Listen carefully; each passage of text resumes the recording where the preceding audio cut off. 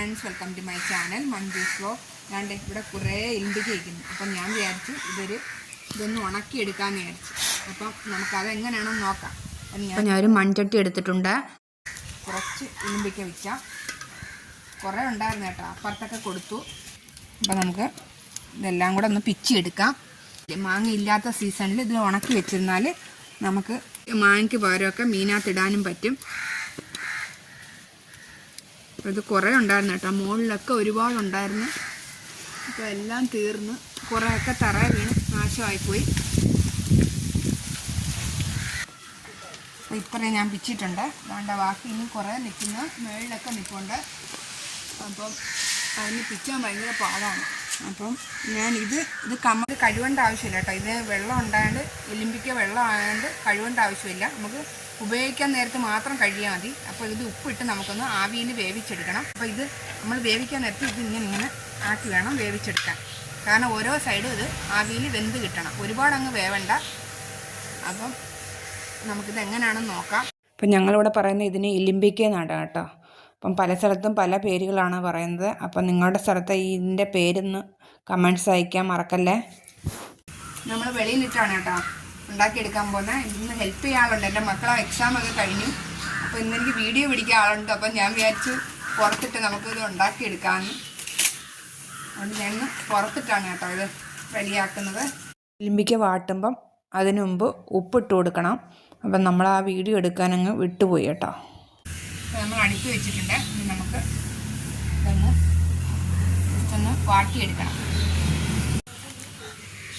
ഇടയ്ക്ക് ജസ്റ്റ് ഒന്ന് നമ്മൾ ഇങ്ങനെ ഇളക്കി കൊടുക്കണം കേട്ടോ. ചെറിയ സ്പൂണിട്ടൊന്ന് ഇളക്കി കൊടുത്താലും മതി.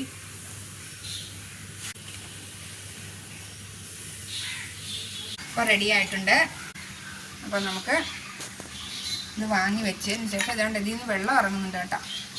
അപ്പം നമുക്കിത് വാങ്ങി വെച്ചതിന് ശേഷം ചൂടാറിക്കഴിഞ്ഞിട്ട് നമുക്ക് ഒരു പാത്രത്തിലേക്ക് മാറ്റാം. ഇലിമ്പിക്ക ചൂടാറിയിട്ടുണ്ട്. പ്ലേറ്റിലേക്ക് മാറ്റി. ഞാൻ ഇവിടെ പ്ലേറ്റിനകത്താണ് കേട്ടോ ഉണക്കാനിടുന്നത്. അപ്പോൾ നമുക്ക് പ്ലേറ്റിനകത്തോട്ട് ഇങ്ങനെ നിരത്തി വെക്കാം. അപ്പോൾ ഞാൻ 2 പ്ലേറ്റ് എടുത്തിട്ടുണ്ട്. നമുക്ക് അതിലേക്ക് ഇട്ട് കൊടുക്കാം. ഇലിമ്പിക്ക വളരെ കുറച്ചുണ്ടാകൊണ്ടാണ് കേട്ടോ ഞാൻ പ്ലേറ്റിലിടുന്നത്. നിങ്ങൾക്ക് അല്ലെങ്കിൽ പ്ലാസ്റ്റിക്കിലിട്ടൊക്കെ ഉണക്കാവുന്നതാണ്. ഇപ്പം മാങ്ങയൊക്കെ ഇല്ലാതിരിക്കുന്ന സമയത്തുണ്ടല്ലോ, നമ്മളിത് ഉണക്കി വെച്ചിരുന്നാൽ നമുക്ക് മീനകത്തൊക്കെ ഇടാൻ പറ്റും കേട്ടോ. ഉണക്കി ഒരു കുപ്പിക്കകത്തിട്ട് വെച്ചിരുന്നാൽ അത് ചീത്തയാവത്തേ ഇല്ല. അപ്പം മീനകത്തിട്ടാൽ നല്ല ടേസ്റ്റുമാണ്. ഇതേപോലെ നിങ്ങളൊന്ന് ഉണ്ടാക്കി നോക്കൂ. നമ്മൾ മീനകത്ത് ഇടാൻ നേരത്ത് ഇത് കഴുകി എടുക്കണം കേട്ടോ.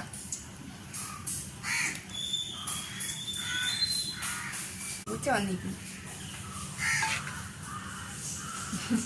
വെള്ളം കിടക്കുന്നുണ്ട്. ഇലിമ്പിക്കകത്ത് തന്നെ വെള്ളം ഇറങ്ങും.